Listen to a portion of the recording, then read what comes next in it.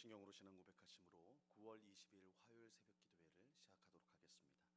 전능하사 천지를 만드신 하나님 아버지를 내가 믿사오며 그 외아들 우리 주 예수 그리스도를 믿사오니 이는 성령으로 잉태하사 동정녀 마리아에게 나시고 본디오 빌라도에게 고난을 받으사 십자가에 못 박혀 죽으시고 장사한 지 사흘 만에 죽은 자 가운데서 다시 살아나시며 하늘에 오르사 전능하신 하나님 우편에 앉아 계시다가 저리로서 산 자와 죽은 자를 심판하러 오시리라.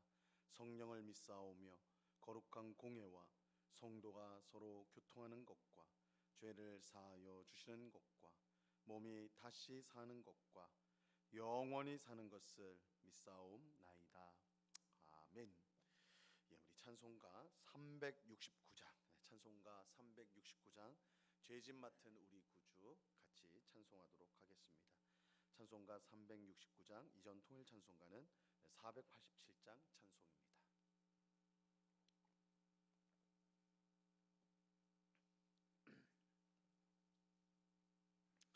찬송가 369장을 같이 찬송하도록 하겠습니다. 죄짐 맡은 우리 구주 어찌 좋은 친구인지 걱정 근심 무거운 짐 우리 주께 맡기세. 주께 고함 없는 고로 복을 받지 못하네.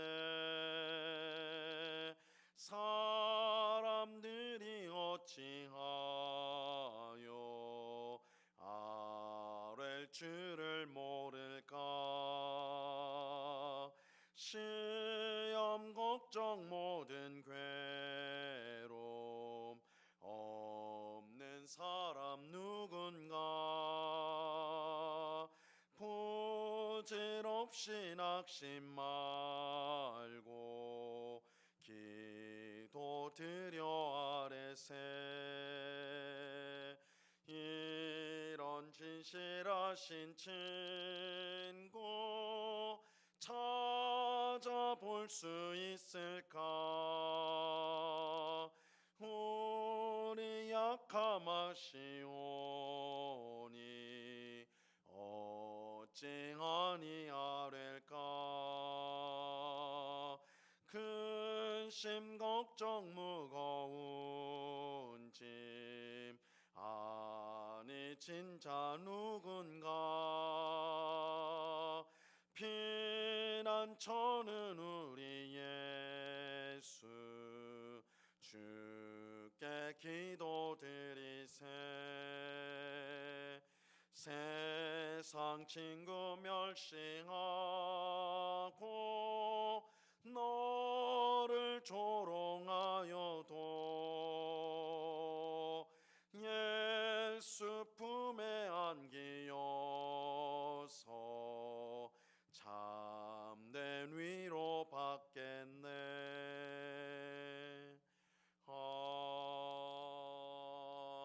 아멘.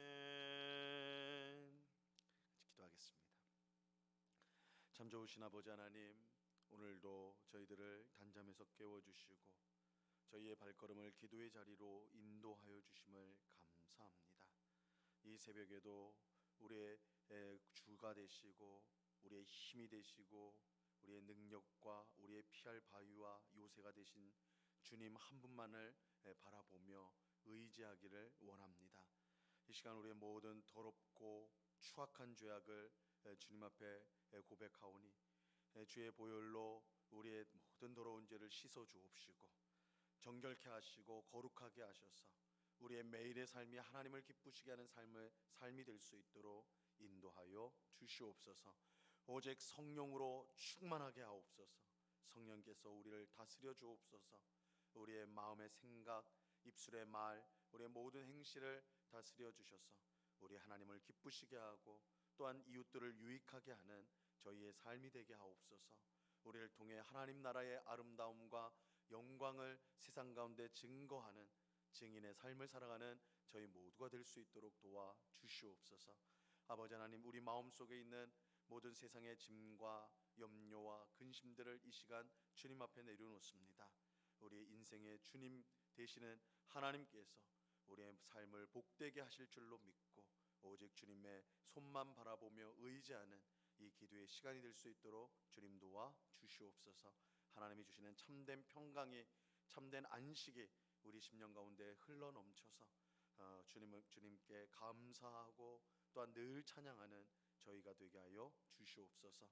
이 시간 주의 말씀을 듣고자 합니다. 성령 하나님께서 밝히 조명하여 주셔서 주의 말씀의 뜻을 깨닫게 하옵시고 오늘도 이 말씀에 순종함으로 우리 하나님을 기쁘시게 하는 삶이 되게 하여 주시옵소서.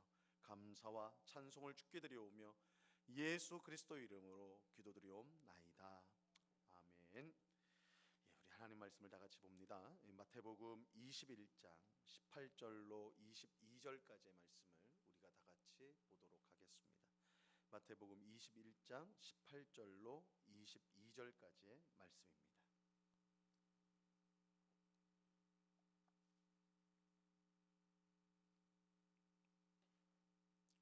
마태복음 21장 18절로 22절까지의 말씀을 우리가 한 목소리로 하나님의 말씀을 같이 읽도록 하겠습니다. 시작. 이른 아침에 성으로 들어오실 때에 시장하신지라 길가에서 한 무화과 나무를 보시고 그리로 가사 잎사귀 밖에 아무것도 찾지 못하시고 나무에게 이르시되 이제부터 영원토록 내가 열매를 맺지 못하리라 하시니 무화과 나무가 곧 마른지라 제자들이 보고 이상히 여겨 이르되 무화과 나무가 어찌하여 곧 말랐나이까. 예수께서 대답하여 이르시되 내가 진실로 너희에게 이르노니 만일 너희가 믿음이 있고 의심하지 아니하면 이 무화과 나무에게 된 이런 일만 할 뿐 아니라 이 산더로 들려 바다에 던져지라 하여도 될 것이요 너희가 기도할 때에 무엇이든지 믿고 구하는 것은 다 받으리라 하시니라. 아멘. 오늘 본문은 예수님께서 이른 아침 예루살렘 성에 들어가실 때 있었던 사건을 그 내용으로 하고 있습니다.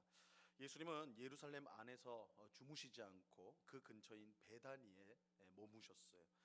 베다니에서 밤을 보내시고 다시 이제 예루살렘으로 들어가셨습니다. 이른 아침이라 식사를 하지 않은 예수님께서 시장하셨습니다. 배가 고프셨어요. 근데 마침 이제 길을 갈 때에 무화과 나무 하나를 보게 됩니다. 예수님은 무화과를 얻기 위해 나무로 가셨어요.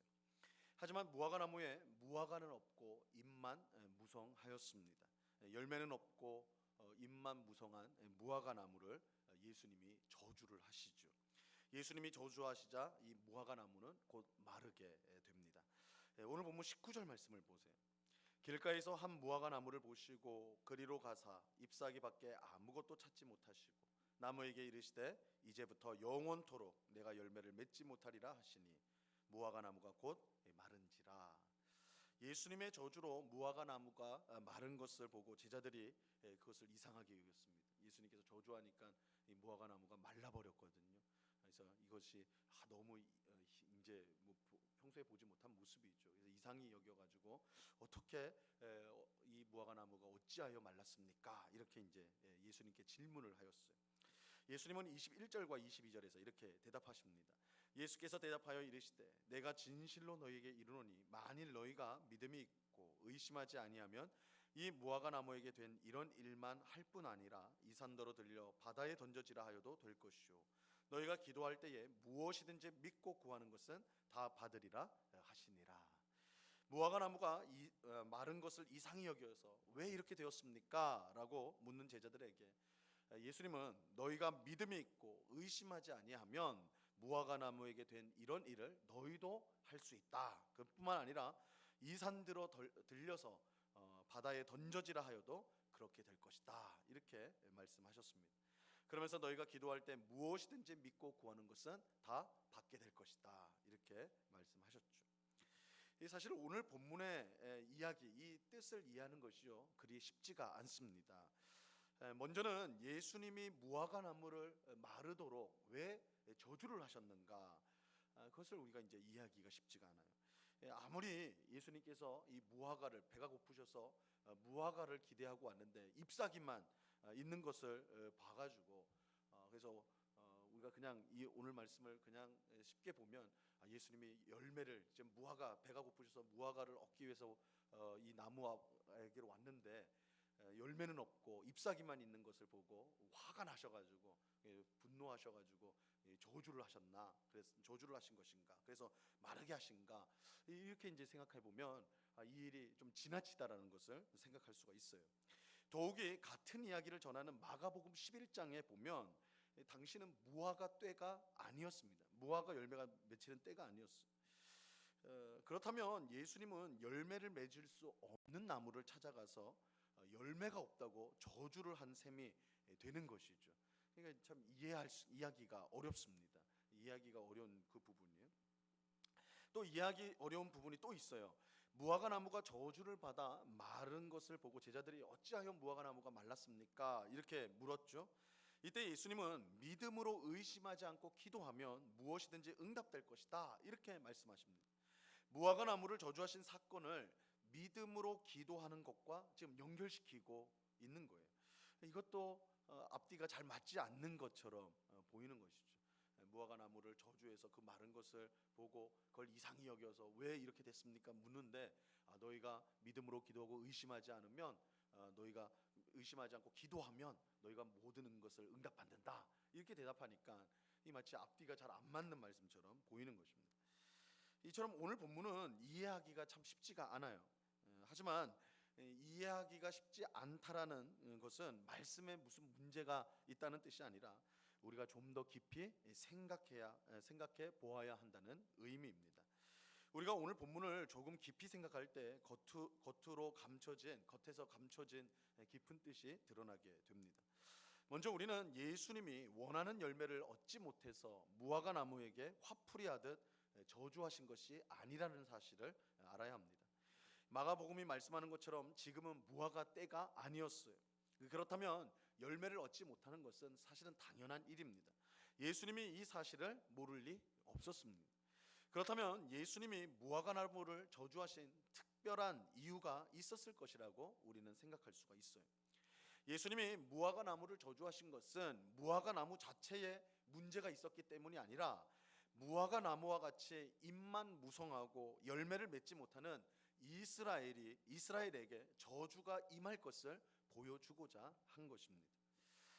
우리는 오늘 사건이 있기 전날, 그러니까 우리가 어제 본 것처럼 전날 예수님께서 성전에 들어가셨을 때 있었던 사건을 우리가 이제 기억할 필요가 있어요. 예수님은 기도의 집인 성전이 강도의 소굴이 되었다라고 책망하면서 성전에서 장사하는 장사꾼들을 내쫓으셨습니다.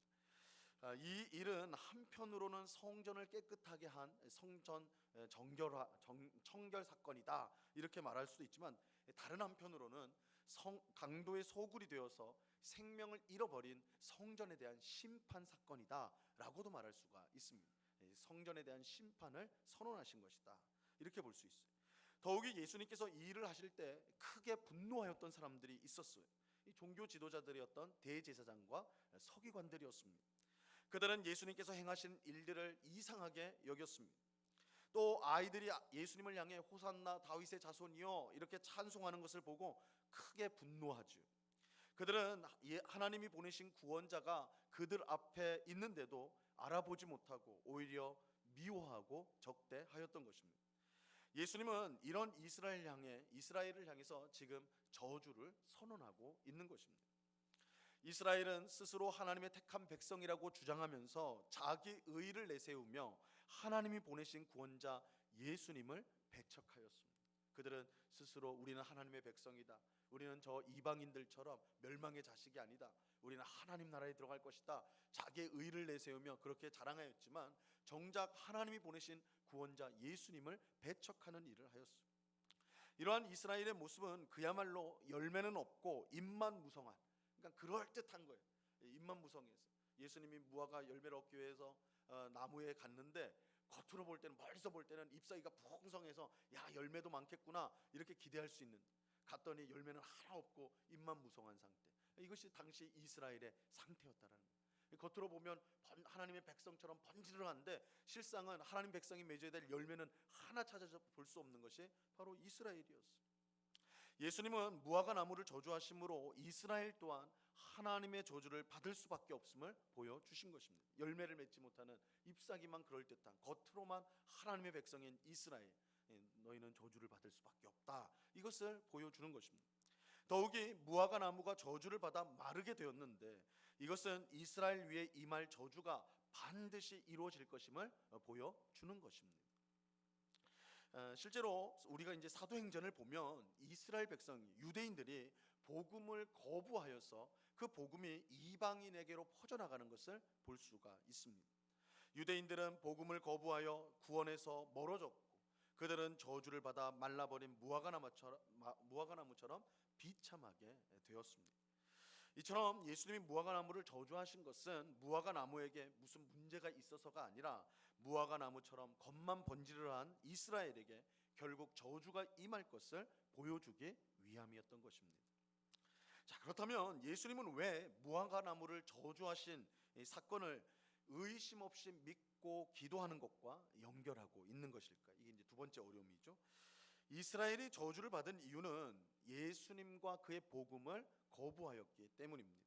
이것은 필연적으로 예수님과 그의 복음을 믿는 성도들과 그것을 반대하는 세력 간의 치열한 영적 전투가 있음을 알게 해주는 것입니다. 이 사도행전에 보면요, 사도 바울이 여러 도시들을 돌아다니면서 방문하여서 복음을 전하였습니다. 이때 수많은 이방인들이 예수님을 믿고 교회로 들어오게 됩니다. 교회가 세워지게 됩니다. 하지만 이 일이 순조롭게 진행된 것만은 아닙니다. 항상 바울과 또한 예수님을 믿게 된 이방인들을 핍박하는 사람들이 있었어요. 바로 하나님의 백성, 스스로 하나님 백성이라고 하는 유대인들이었습니다. 유대인들은 복음을 듣지 않은 것은 물론이고 자신들은 복음을 거부한 것은 물론이고 복음을 듣고 예수님을 믿게 된 이방인들과 그들의 교회를 무섭게 핍박하였습니다. 그래서 사도 바울은 유대인들의 핍박과 방해를 피해서 계속해서 다른 도시들로 이동해야 했던 것입니다. 그래서 우리 사도행전을 보시면 바울이 어느 빌립보라든지 데살로니가라든지 이런 데에 가면 복음을 열심히 전하잖아요. 그러면 많은 이방인들이 모여서 교회를 이루게 됩니다. 그러면 유대인들, 스스로 하나님 백성이라는 유대인들이 그런 바울과 또 새로 믿게 된 이방인들을 핍박하는 거예요. 그러면 바울은 그 유대인들의 핍박을 피해서 다른 도시로 가서 또 복음을 전하고, 이것이 이제 반복이 되거든요. 이처럼 예수님과 그의 복음을 받아들이는 사람들과 또한 그것을 거부하는 사람들 사이에 영적인 전쟁, 영적인 다툼이 있다라는 것을 우리가 알 수가 있어요. 그리고 성도가 이러한 영적 전쟁에서 승리할 수 있는 유일한 길이 무엇인가? 바로 오늘 예수님은 기도라고 말씀해 주시는 것입니다. 기도라는 거예요. 예수님은 너희가 기도할 때 무엇이든지 믿고 구하는 것은 다 받을 것이다 라고 말씀하십니다. 유대인들의 엄청난 반대와 핍박, 공격을 이기고 교회가 든든히 설 수 있는 유일한 길은 기도에 있습니다. 성도가 함께 모여 기도할 때 하나님께서 그들과 함께 하시고 그들을 방해하고 핍박하는 원수들을 이기게 되는 것입니다. 우리는 사도행전에서 사도들과 또한 성도들이 핍박을 받을 때 무엇보다 기도했다라는 것을 볼 수가 있습니다. 이 예루살렘에서 사도들과 또 사도들이 복음을 전할 때 수천의 사람들이 교회를 이루게 되었잖아요. 그때 종교 지도자들이 엄청나게 핍박을 합니다. 사도들을 감옥에 가두고 매질을 하고 이렇게 해요. 그럴 때에 사도들과 성도들이 무엇을 했는가? 함께 모여 기도했어. 그들이 기도할 때 하나님의 역사가 일어나서 그들이 더욱 담대히 복음을 전파할 수가 있었던 것입니다. 오늘 우리가 함께 읽은 본문은 이 열매가 없고 잎만 무성했던 이 무화과 나무와 같은 이스라엘에게 하나님의 저주가 임할 것이라는 경고의 말씀입니다. 그러니까 우리가 겉으로 볼 때는 예수님이 무화과 나무에서 열매를 얻지 못해서 그냥 화가 나셔서 이렇게 저주를 했다, 이런 것처럼 보이기 쉽지만 그 예수님이 정말로 말씀하고자 하는 것은 이 무화과 나무에 문제가 있다, 이것이 아니라 이 무화과나무처럼 열매는 없고 잎만 무성했던 이스라엘, 스스로 하나님의 백성이라고 하지만 하나님 백성의 열매가 전혀 없었던 이스라엘에게 저주가 임할 수밖에 없다, 이것을 말씀하고자 하셨던 것입니다. 예수님을 믿지 않고 자기 의를 내세우는 자들은 저주를 받게 될 것입니다. 문제는 그런 사람들의 공격과 방해가 예수님을 따르는 우리를 위협한다는 거예요. 우리가 예수님을 믿고 따라가는 것을 세상은 용납하지 않습니다. 반드시 방해하고 공격하죠. 우리가 예수님을 정말 우리가 정말 온전한 믿음으로 믿고 순종하고 따르려고 한다면 세상이 그런 우리들을 기뻐하고 용납하는 것이 아니라 오히려 핍박하고 미워하는 것, 이것이 늘 있어 왔던 일이에요. 이때 우리가 그러한 세상의 미움과 핍박 가운데 승리할 수 있는 유일한 길은 기도에 있는 것입니다. 기도할 때에 하나님의 역사가 일어나게 됩니다. 기도할 때에 하나님의 도우심이 우리에게 임하게 되는 것입니다. 우리는 기도로 승리할 수가 있습니다. 오늘 우리 모두가 무엇보다 기도하는 우리가 될 수 있기를 간절히 바랍니다. 예수님을 따르는 우리를 향한 수많은 방해와 핍박 앞에 두려워하지 말고 기도할 수 있기를 바랍니다. 우리가 기도할 때 하나님께서 도와주실 것입니다. 오늘 예수님 말씀처럼 우리가 믿고 의심하지 않고 기도할 때 무엇이든 우리에게 주실 줄로 믿습니다.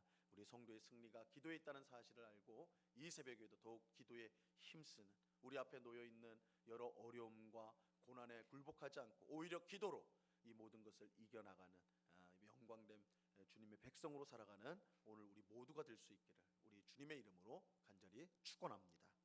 기도하겠습니다. 하나님 아버지, 감사합니다. 예수님께서 잎만 무성하고 열매가 하나 없는 무화과나무를 저주하신 것은 하나님의 백성이라 스스로 주장하면서도 하나님 백성이 맺어야 될 열매가 아무것도 없었던 그런 이스라엘에게 저주가 임할 것을 보여주기 위함이었습니다. 주님, 이스라엘에게 이러한 저주가 임한 이 무서운 사건을 내용을 우리가 접하면서 우리 또한 겉으로 볼 때는 성도요, 교회 다니는 사람이라 이렇게 보여지고 또 말하지만 실제로는 우리의 삶 가운데 아무 열매가 없는 그런 저주받은 무화과나무와 같은 그런 영적인 상태는 아닌지 우리 자신을 돌아보게 하여 주옵소서. 겉만 번지르르 하고 아무 열매가 없는 그런 신앙생활을 하지 않도록 정말 하나님을 기쁘시게 하는 열매를 풍성히 맺어 예수님이 찾으시는 열매를 풍성히 맺는 그런 살아있는 우리가 신앙생활을 할 수 있는 저희가 되게 하여 주시옵소서. 아버지 하나님, 우리가 이 세상 가운데 믿음 생활을 바르게 할 때에 고난과 핍박이 임한다라고 말씀합니다. 주님, 그럴 때 우리가 승리할 수 있는 유일한 방법, 길은 기도에 있습니다.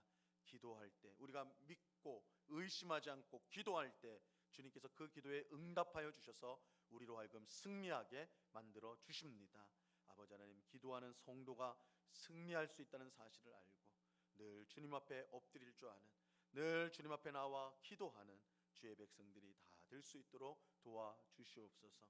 고난을 당할 때, 핍박을 당할 때, 미움을 받을 때, 어려움을 당할 때 원망하고 또한 함께 저주하고 욕하는 것이 아니라 우리는 하나님 앞에 기도함으로 진정한 승리를 얻는 주의 백성들이 다 될 수 있도록 주장하여 주시옵소서. 이 새벽에도 우리가 의심 없이 믿음으로 간구할 때에 하나님께서 우리의 기도에 반드시 응답해 주실 줄로 믿습니다. 주님의 뜻대로 이 시간에 간절한 마음으로 기도하는 저희가 되게 하여 주시옵소서. 주님, 오늘부터 코로나로 인해서 멈췄던 실버교실을 개강하게 됩니다. 실버교실을 통하여 우리 교회 모든 어르신들이 믿음 생활을 더욱더 정말 행복하고 기쁘게 잘 감당할 수 있도록 그런 복된 모임이 될 수 있도록 하나님의 말씀을 배우고 또한 또한 즐거운 행사들을 통하여서 하나님 안에서 신앙 안에서 교제하며 기쁨을 누리는 즐거운 우리 실버교실이 될 수 있도록 하나님 은혜를 베풀어 주시옵소서. 또한 오늘부터 목요일까지 합신 총회가 열리게 됩니다. 합신 교단에 속한 전국의 교회 대표자들이 함께 모여서 교회의 현안들을 함께 다룰 텐데 성령 하나님께서 그 모인 모든 종들을 이끌어 주사 정말 하나님 말씀에 합한 결정들, 또한 교회들을 든든히 세우는 그런 귀한 결정들이 이루어질 수 있도록 하나님 역사하여 주시옵소서. 그래서 우리 합신교단이 정말 한국교회 안에서 하나님 말씀에 순종하는 복된 교단으로 든든히 설 수 있는 그런 계기가 되는 시간이 될 수 있도록 은혜를 베풀어 주시옵소서. 이 시간 여러 가지 기도의 제목으로 간구하는 주의 백성들 한 사람 한 사람 붙들어 주시고, 우리의 마음 가운데 의심을 버리게 하옵시고 오직 믿음으로 간구하고 기도함으로 귀한 응답을 받는 이 새벽이 되게 하여 주시옵소서. 언제나 우리와 함께 하시는 주님께 감사와 찬양을 올려드리오며 예수 그리스도 이름으로 기도드리옵나이다. 아멘. 하늘에 계신 우리 아버지여, 이름이 거룩히 여김을 받으시오며 나라에 임하옵시며 뜻이 하늘에서 이룬 것 같이 땅에서도 이루어지이다. 오늘날 우리에게 일용할 양식을 주옵시고 우리가 우리에게 죄 지은 자를 사하여 준 것 같이 우리의 죄를 사하여 주옵시고 우리를 시험에 들게 하지 마옵시고 다만 악에서 구하옵소서. 대개 나라와 권세와 영광이 아버지께 영원히 있사옵나이다. 아멘.